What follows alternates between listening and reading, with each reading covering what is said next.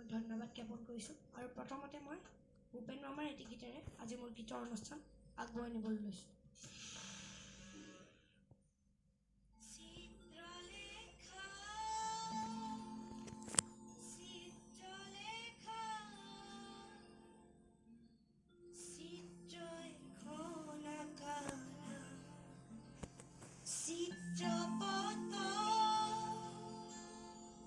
চিন্তাহীনে চিন্তা নায়কা কানা চিত্রলেখা চিত্রলেখা চিত্র এখন আঁকা চিত্রপতন চিন্তাহীনে চিন্তা নায়কা কানা চিত্রলেখা চিত্রলেখা চিত্র এখন আঁকা চিত্রপতন চিন্তাহীনে চিন্তা নায়কা কানা